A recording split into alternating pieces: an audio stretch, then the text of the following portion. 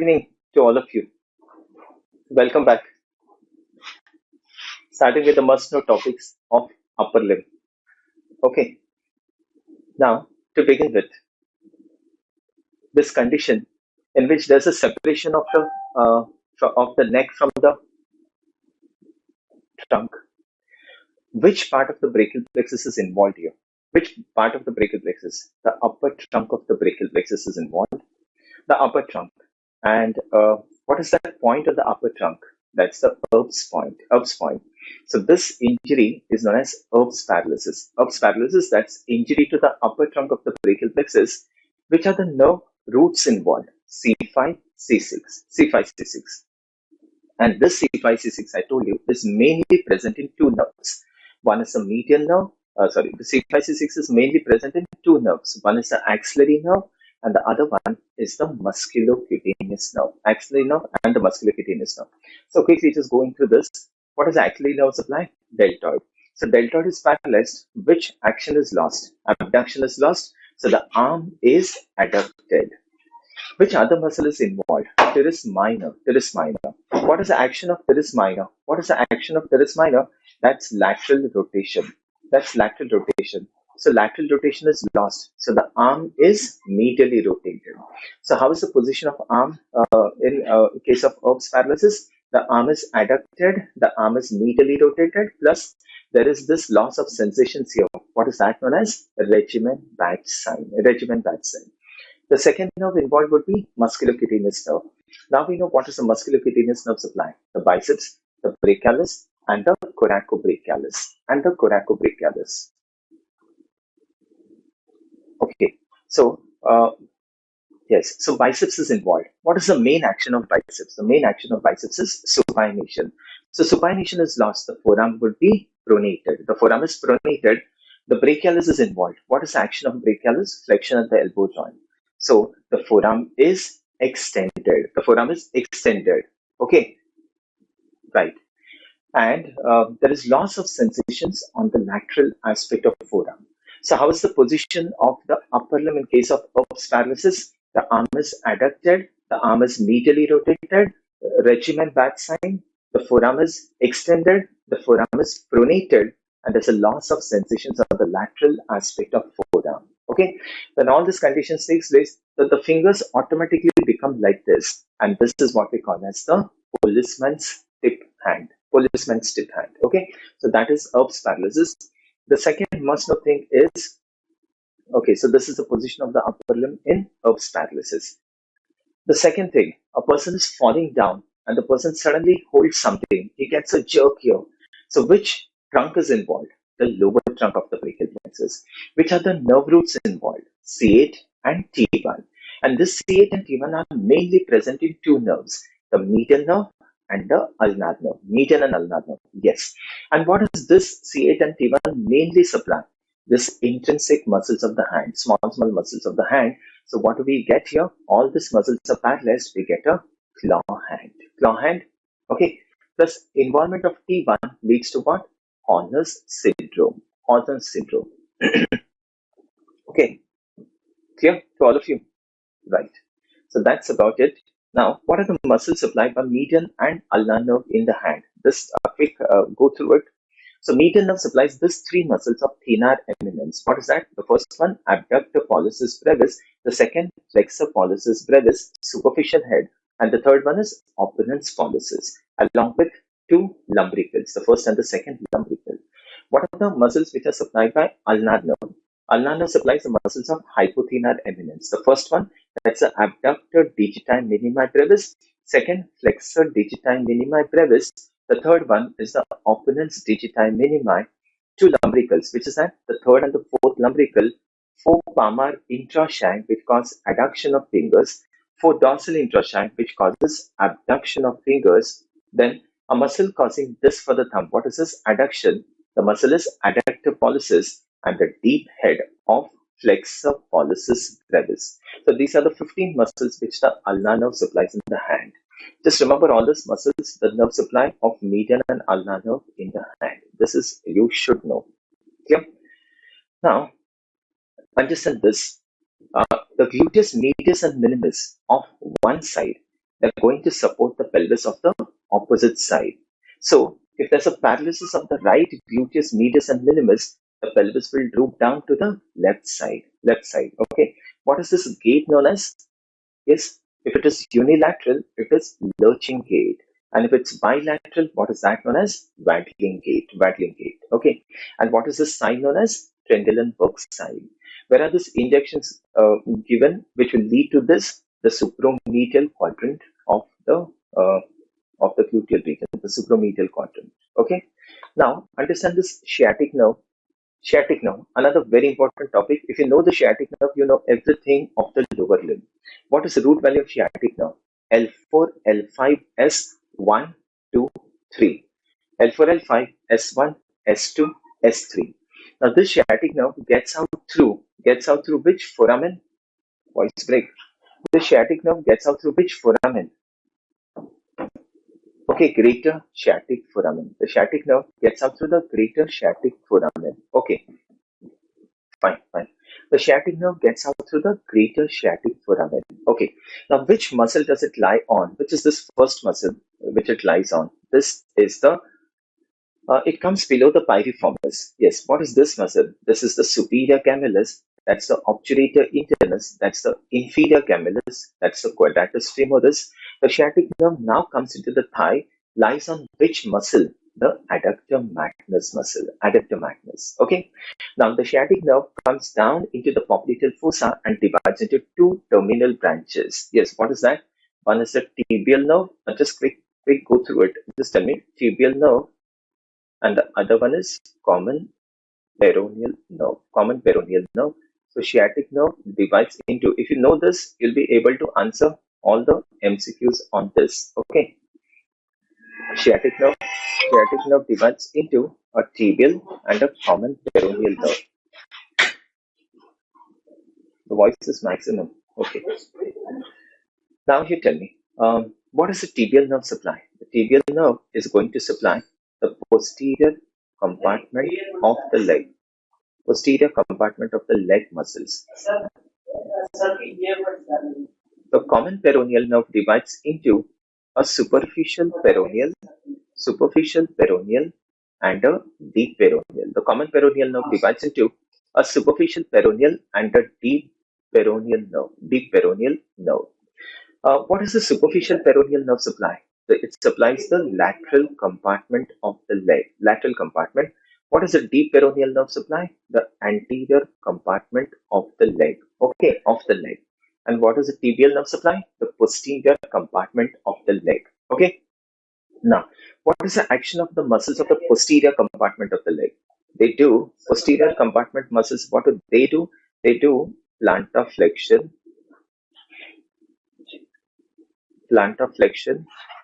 and inversion.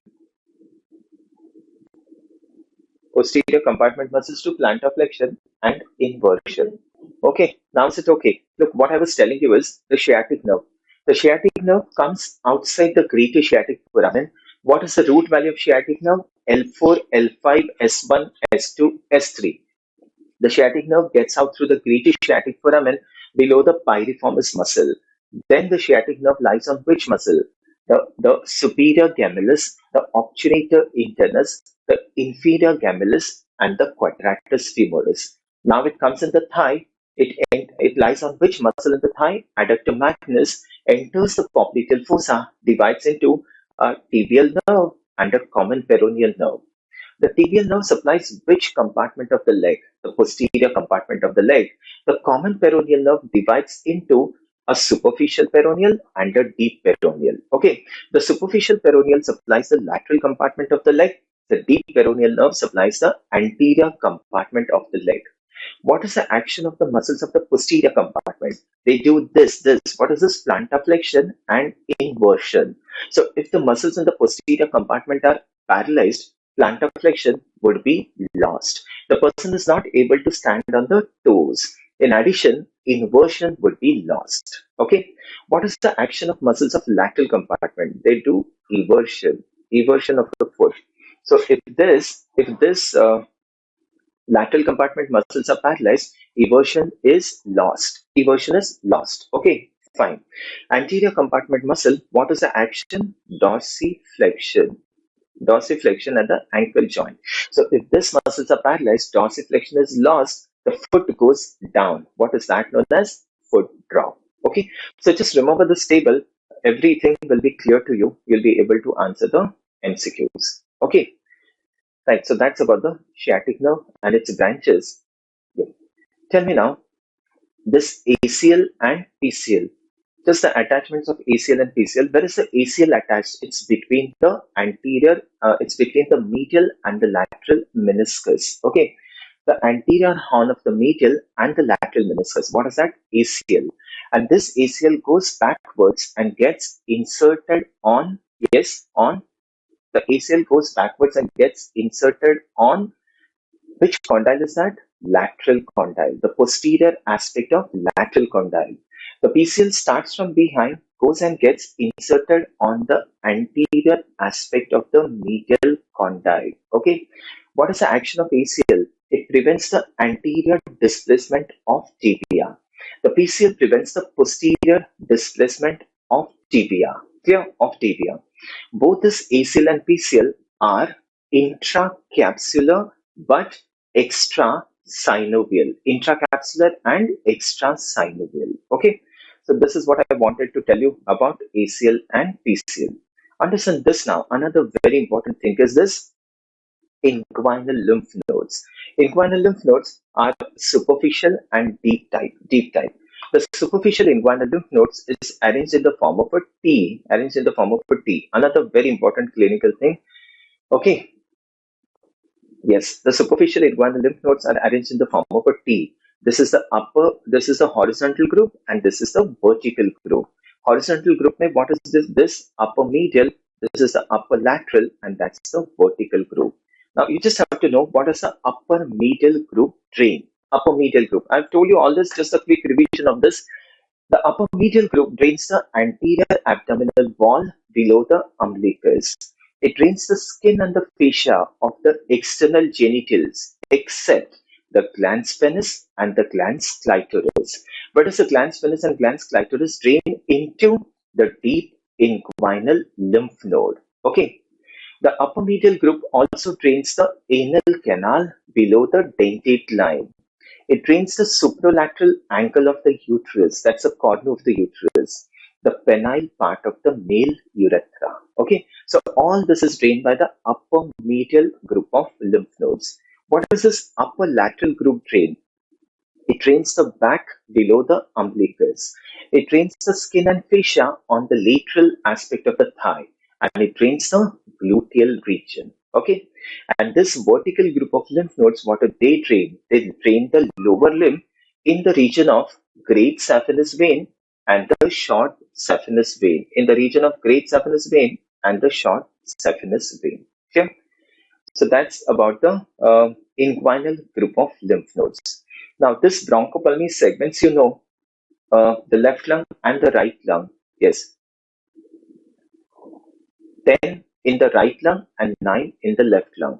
Now, which part of this lung, which part of the lung is more, if there's a foreign body entering the lung, entering the nose, which segment of the lung does it go?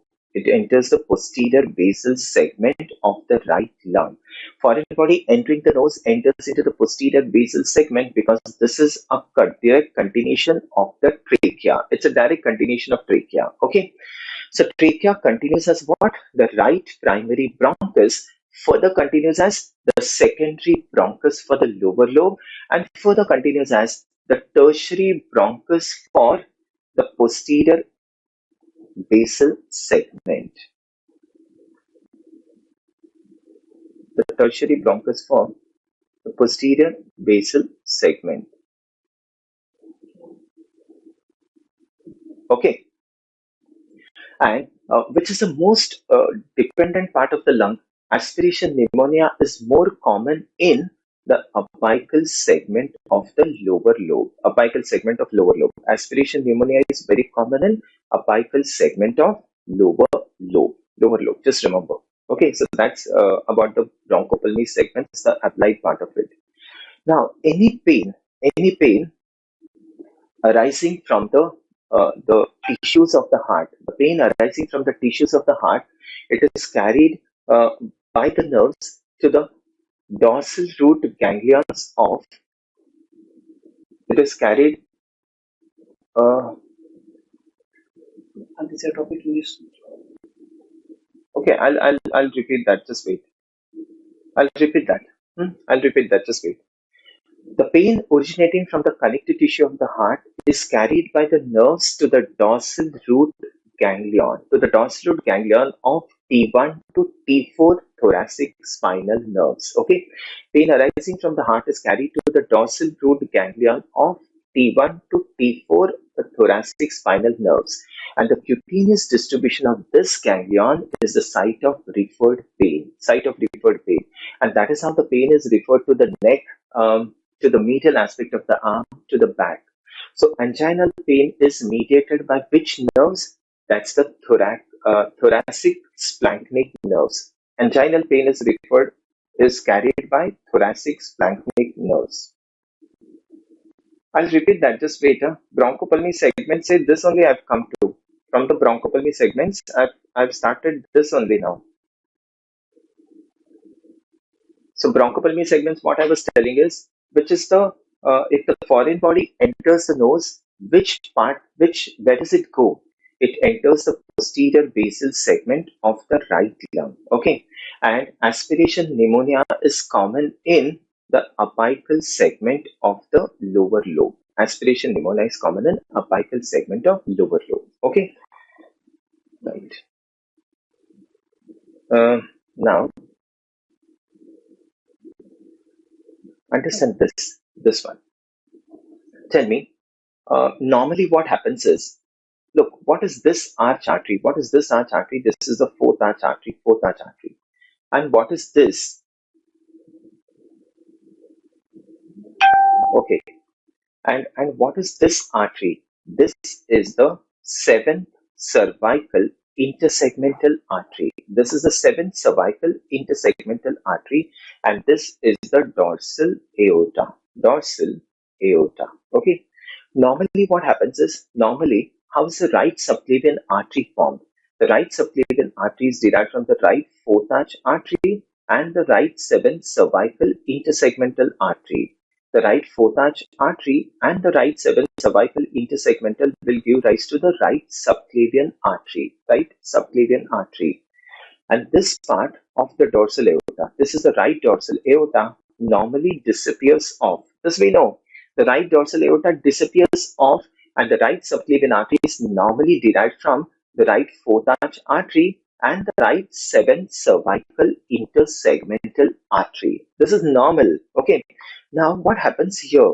Look, the left fourth, this is the right fourth arch artery, it disappears off. The right fourth arch artery disappears off, and the dorsal aorta persists. This dorsal aorta, which normally goes off, it will persist. So now, what will this give rise to? The right dorsal aorta and the right seventh cervical intersegmental together is going to form what? The abnormal right subclavian artery. So how do we get an abnormal right subclavian artery? An abnormal right subclavian artery is due to disappearance of the fourth arch artery on the right side, disappearance of the fourth arch artery on the right side, and persistence of the right dorsal aorta. Okay? So the right dorsal aorta along with the right seventh cervical intersegmental artery is giving rise to an abnormal right subclavian artery. Okay, and so this is abnormal right subclavian artery. And tell me, if this will persist, the right the right fourth arch artery, if this persists, and the right seventh cervical intersegmental artery, what is this going to form? This is going to form the right subclavian artery. And normally this part is disappearing off. No, normally the right dorsal aorta disappears off. But suppose if the right dorsal aorta persists, now this will give rise to a double aortic arch. So double aortic arch is due to persistence of the right dorsal aorta. Okay, double aortic arch is due to persistence of the right dorsal aorta. And suppose if there's a persistence of the right dorsal aorta with the disappearance of this the right fourth arch artery, if there's a persistence of right dorsal aorta with the disappearance of the right fourth arch artery, this will give rise to an abnormal right subclavian artery. Abnormal right subclavian artery. Is this clear to all of you? Yes, is this clear? So abnormal right subclavian artery is due to disappearance of the right fourth arch artery and persistence of the right dorsal aorta. Clear? So how does an abnormal right subclavian artery form? One, persistence of the right dorsal aorta along with the right seventh cervical intersegmental artery. And how do we get a double aortic arch? That is due to persistence of the right dorsal aorta. This gives rise to a double aortic arch. Is this clear? Okay, just a quick revision on this. What is this? This is the epiploic foramen. You know this epiploic foramen. And what are the boundaries of epiploic foramen? Tell me, who's in front? Who's in front? Who's anterior to the epiploic foramen? The lesser omentum containing three structures: the hepatic artery, the portal vein, and the bile duct. Okay, whose immediate posterior boundary of the epiploic foramen? That's the IVC. Immediately posteriorly कौन है? IVC. Go slightly behind it. What is this? The right suprarenal gland. And this is the body of T12 vertebrae. So what are the posterior boundaries of the epiploic foramen? The IVC, the right suprarenal gland, and the body of T12 vertebrae. What is the anterior boundary of epiploic foramen? The lesser omentum containing hepatic artery, portal vein, and bile duct. The superior boundary is formed by what? The caudate lobe of liver. Caudate lobe, to be very specific, the caudate process. So it is the caudate process of caudate lobe. And inferiorly, what is that? The first part of duodenum. The first part of the duodenum. So that is the epiploic foramen. Okay, epiploic foramen. Now see this. What is this? This is the dorsal pancreatic bud. And what is this? The ventral pancreatic bud. This pancreatic buds are derived from the GIT. So what are they in origin? These are endodermal in origin. Now normally what happens is the ventral pancreatic bud migrates and goes and joins with the dorsal bud. What is the dorsal pancreatic bud form? It forms the upper part of the head. It forms the upper part of the head, the neck, and the body of the pancreas. The upper part of the head, neck, body, and tail of the pancreas. What is the ventral pancreatic bud form? It forms the lower part of the head and the uncinate process. Uncinate process. This we know.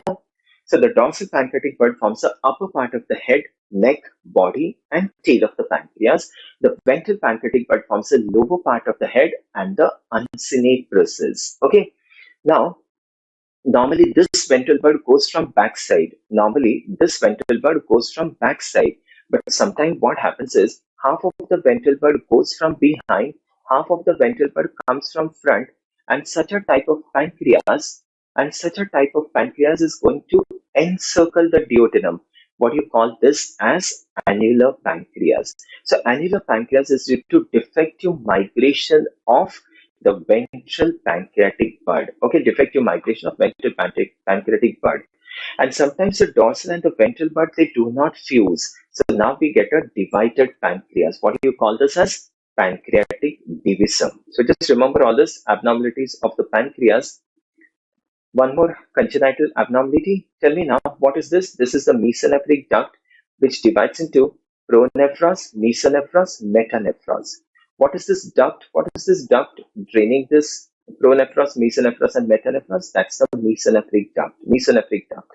And this mesonephric duct gives a bud here. What is this bud known as? Ureteric bud. Now, what is the metanephros forms? The metanephros forms the collecting part, the secretory part of the kidney.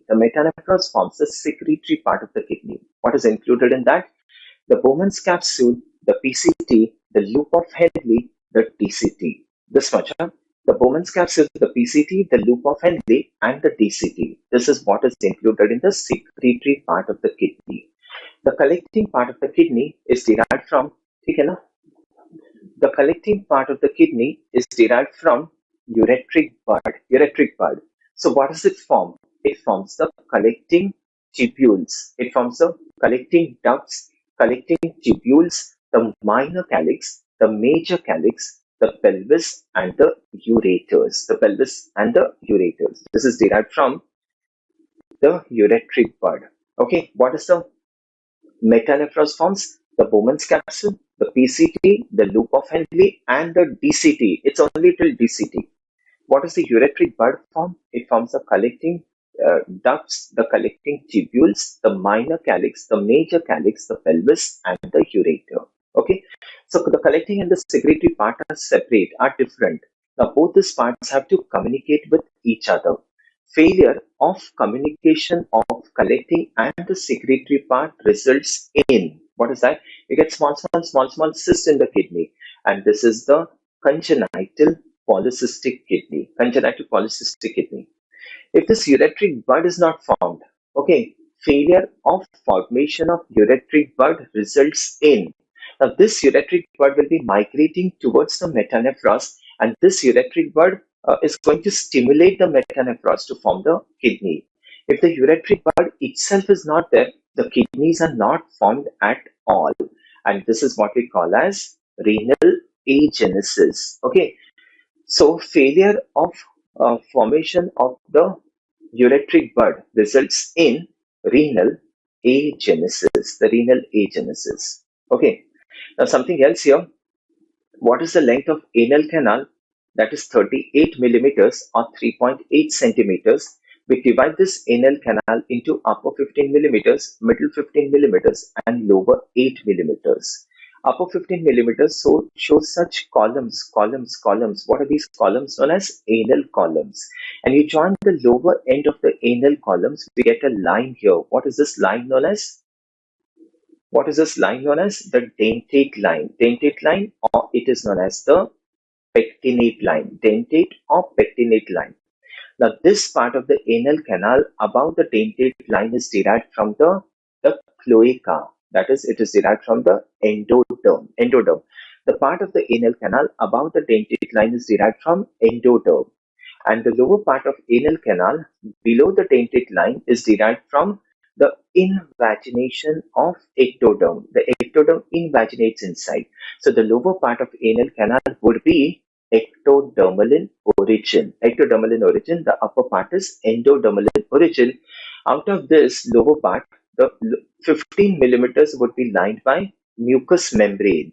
This is stratified squamous non-keratinized epithelium. Okay, and the lower 8 millimeters would be lined by stratified squamous keratinized epithelium. Stratified squamous keratinized epithelium. Okay, and what is this line known as? What is this line known as? The junction between the mucous membrane and the skin. And this is what we call as the white line of Hilton. So the white line of Hilton represents what? The mucocutaneous junction of the anal canal. Mucocutaneous junction of anal canal. Okay.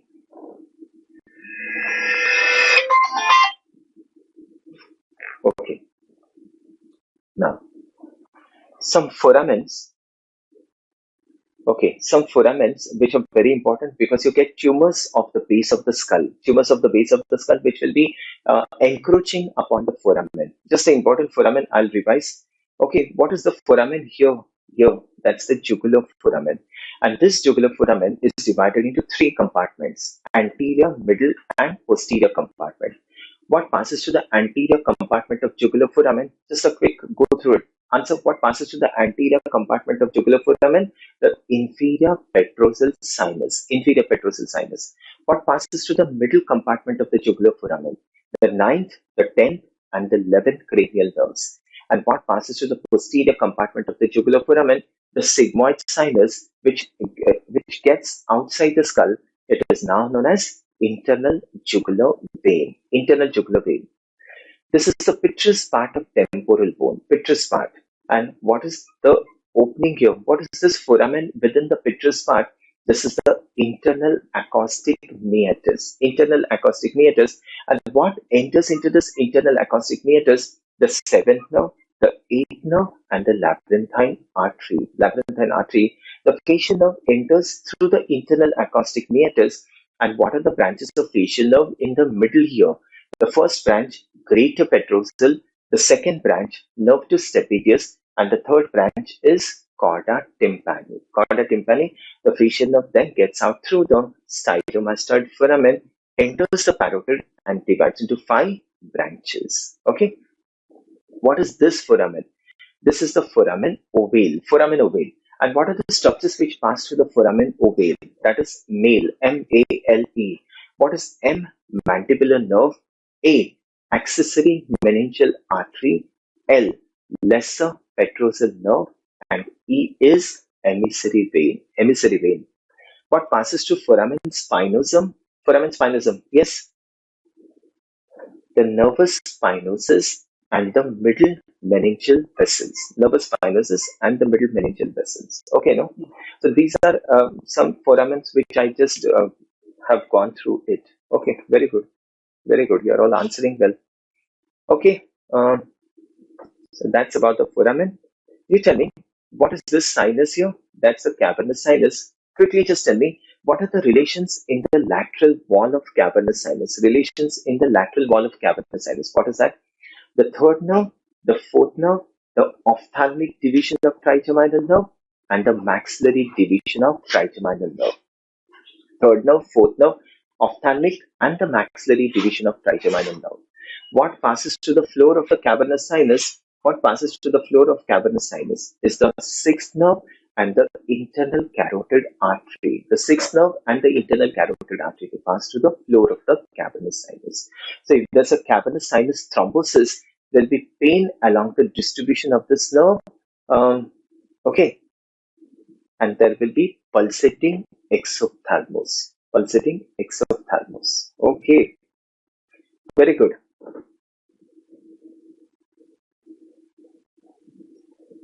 Okay. Now, which is the most important content in the posterior triangle of the neck? The most important content in the posterior triangle of the neck. Any clinical MCQ, whether it's an incision and drainage of an abscess in the posterior triangle, or whether it's a lymph node biopsy, right?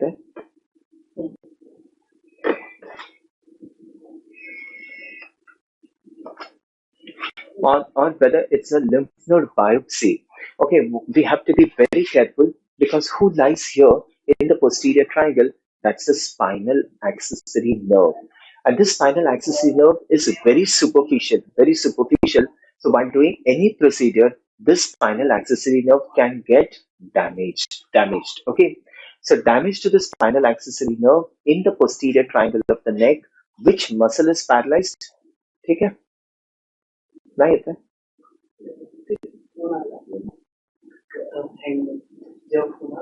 Okay. Okay. Which is the most important content in the posterior triangle? The spinal accessory nerve. This is very superficial and it is very commonly damaged during incision and drainage of an abscess or a lymph node biopsy. So damage to the spinal accessory nerve in the posterior triangle of the neck leads to what? Which muscle is paralyzed? The trapezius. Sternocleidomastoid is intact. The muscle paralyzed is trapezius. Okay. What will the person complain of? The immediate complaint of the person is difficulty in shrugging of shoulders. The second complaint would be difficulty in overhead abduction of arm. Cavernous sinus बोलता हूँ. Okay. And difficulty in overhead abduction of arm, and there will be winging of scapula at rest. Okay. And this spinal accessory nerve lies on which muscle? I'll repeat cavernous sinus. The spinal accessory nerve lies on which muscle in the posterior triangle? The levator scapulae. It lies on the levator scapulae. Okay. So that's about spinal accessory nerve and that's about the posterior triangle of the neck. What I was telling you about the cavernous sinus, there was a hang here. Cavernous sinus, okay, very good. Cavernous sinus, what are the relations in the lateral wall of cavernous sinus? The third nerve, the fourth nerve, the ophthalmic, and the maxillary division of trigeminal nerve. The third nerve, the fourth nerve, the ophthalmic, and the maxillary division of trigeminal nerve. What lies in the floor of the cavernous sinus? Floor. In the floor lies the sixth nerve, and the internal carotid artery. It lies in the floor of the cavernous sinus, the sixth nerve and the internal carotid artery. So when there's a cavernous sinus thrombosis, any infection from the dangerous area of the face going to the cavernous sinus causes cavernous sinus thrombosis. There'll be pain along the distribution of these nerves, the third nerve, the fourth nerve, and the sixth nerve. And there will be a pulsating exophthalmos. Pulsating exophthalmos. Okay, so that is what I wanted you to know about the cavernous sinus. Okay, another very, very important topic is this mandibular nerve. Mandibular nerve, just a quick go through it. If you know this, tell me fast. Mandibular nerve gets out through which foramen of the skull? Which foramen? If you know mandibular nerve, you have. Okay.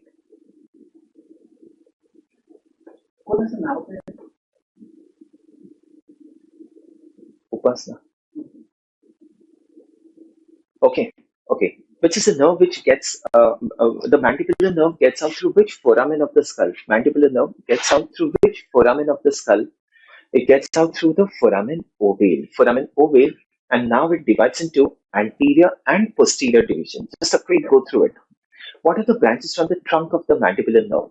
One is nervous spinosus, and the second one is the nerve to medial pterygoid. This nerve to medial pterygoid also supplies two more muscles. One is the tensor palati, one is the tensor palati, and the other one is the tensor tympani. Okay, so what are the branches from the trunk of the mandibular nerve? One is nervus spinosus, and the second one is the nerve to medial pterygoid. The anterior division gives three muscular and one cutaneous branch. Muscular branches will supply the muscles of mastication. One, the nervous masseteric nerve. Second, the deep temporal nerve. And the third is nerve to lateral pterygoid. The sensory branch is the buccal nerve. Okay. From the posterior division, there are three branches. One is the lingual nerve, which supplies general sensations to the anterior two-thirds of the tongue. And this lingual nerve is joined by whom? Chorda tympani. And this chorda tympani supplies special sensations to anterior two-thirds. The second branch from the posterior division is inferior alveolar nerve. It enters into the mandibular foramen, supplies the lower joint, emerges out as mental nerve. Before entering the mandibular foramen, it gives a branch. What's that? Nerve to mylohyoid. And this nerve to mylohyoid supplies the mylohyoid and the anterior belly of digastric. One last nerve left from the posterior division? Yes, that's the auriculotemporal nerve. And this auriculotemporal nerve supplies the skin over the auricle and the temporal regions. In addition, this auriculotemporal nerve also carries the postganglionic parasympathetic fibers from the otic ganglion to the parotid gland. Okay, so that was a just brief go through the mandibular nerve. Mandibular nerve is very important. You should be knowing this. Tell me, what is this? A small opening on the anterior border of sternocleidomastoid. What do you call this as? The branchial sinus or a cervical sinus. And how do we get this branchial sinus? If the second ectodermal cleft, what happens to the first ectodermal cleft? It forms the external acoustic meatus. The second ectodermal cleft grows down, and fuses with the last one. So our neck becomes smooth. But if the second ectodermal cleft does not fuse with the last one, we get a small opening on the anterior border of sternocleidomastoid. And this is what we call as a branchial sinus or a cervical sinus. And suppose if this becomes a fistula is an opening at both the ends. So one end of the fistula will open on the anterior border of sternocleidomastoid, and the other end of the fistula will be opening in the second endodermal pouch. And what is derived from the second endodermal pouch? The palatine tonsil. So if there's a branchial fistula Outside it would open on the anterior border of sternocleidomastoid, and inside it would open in the tonsillar fossa or the palatine tonsil. Okay, now this attachment of cranial nerves to the brainstem, just quickly tell me, this is the third and this is the fourth nerve. Where is the third and the fourth nerve attached to? The third and the fourth nerve is attached to the midbrain. The nerve attached at the junction of the pons with the middle cerebellar peduncle. What's that? Fifth nerve. What is this junction known as? The pontomedullary junction. And there are three nerves located at the pontomedullary junction: the sixth, the seventh, and the eighth. The most medial nerve is sixth and the most lateral nerve is eighth. Okay. Now, this is the pyramids. These are the pyramids. These are the olives. And what's this on the lateral side? The inferior cerebellar peduncle. So which is the nerve which emerges between the pyramids and the olives? The hypoglossal nerve. And which is the nerve which emerges between the olives and the inferior cerebellar peduncle? The ninth, the 10th, and the cranial accessory. The ninth, 10th, and the cranial accessory. Okay, so just remember the attachment of the cranial nerves at the brainstem. And quickly you tell me, what is this? This is the floor of the fourth ventricle. You get tumors in the floor of the fourth ventricle. So just be very clear about this. The floor of the fourth ventricle is formed by, what is this part? What is this part? This is the lower half of the pons. And what is this part? This is the upper half of the medulla. Lower half of the pons and the upper half of medulla. So in the lower half of pons, we get a circular thing like this. What is this known as? Facial colliculus. Facial colliculus. And how is the facial colliculus formed? By the fibers of facial nerve as they wind around the abducens nucleus. So if there's a tumor in the floor of the fourth ventricle, and if it is compressing the structure beneath the facial colliculus, which is the structure which lies beneath the facial colliculus, that's the abducens nucleus. Okay, the structure lying beneath the facial colliculus is the nucleus of abducens nerve. And fibers of which nerve form the facial colliculus? That's the facial nerve. Fibers of facial nerve, they form the facial colliculus, and which is a nucleus beneath the facial colliculus? That's the abducens nucleus. Abducens nucleus. Okay, and this is the upper half of the medulla, the floor of the fourth ventricle. What is this triangle which we get here? This is the hypoglossal triangle, which is formed by the hypoglossal nucleus. And what is this triangle next to the hypoglossal triangle? That's the vagal triangle. And this vagal triangle is formed by the dorsal nucleus of vagus. Dorsal nucleus of vagus. Okay. Now, tell me quickly, where are the nuclei of the cranial nerves located? Quickly, just go through it, and then this completes my topic. Where is the nucleus of the third nerve located? Yes, what is this section of? This is the midbrain.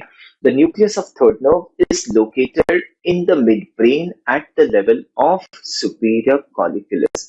The nucleus of third nerve is located in the midbrain at the level of superior colliculus. Where is the nucleus of fourth nerve located? The nucleus of fourth nerve, trochlear nerve, is located in the midbrain at the level of inferior colliculus. Okay, in the midbrain at the level of inferior colliculus. And the trochlear is the only nerve which emerges from the dorsal aspect of the brainstem. Okay, where is the nucleus of fifth nerve located? The nucleus of fifth nerve is located in the upper half of the pons. Upper half of the pons. Upper half of the pons. Okay, and where is the fifth nerve attached to the brainstem? At the junction of the pons with the middle cerebellar peduncle. That's the attachment of fifth nerve. Okay.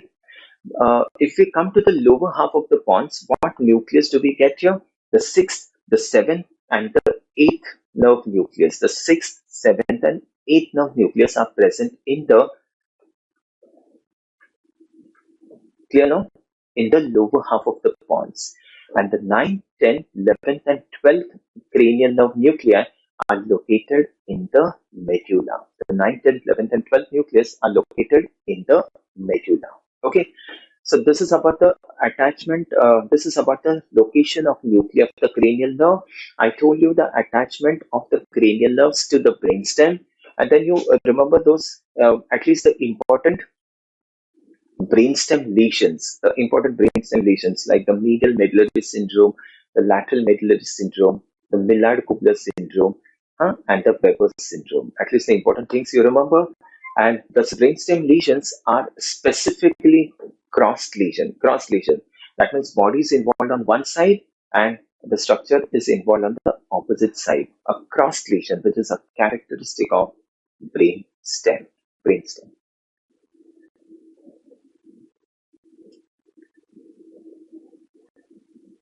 Okay, clear to all of you. So this is a short go through of the upper limb. Clear? Just understand all this. Fine. So I stop here and all the best for your exams. All the best and God bless you all. Okay. Thank you. Thank you. Crossed hemiplegia. What I'm telling you, crossed hemiplegia. Okay. Crossed hemiplegia is like, if you see brainstem lesions, there's a paralysis of body on one side, paralysis of tongue on the opposite side, paralysis of body on one side, paralysis of extraocular muscles on one side. So this is cross lesion. Okay. So thanks a lot. God bless you and all the best. All the best. Okay. I'll put, and if you have any doubts, I'll put on the club. Okay. Thank you. Thank you.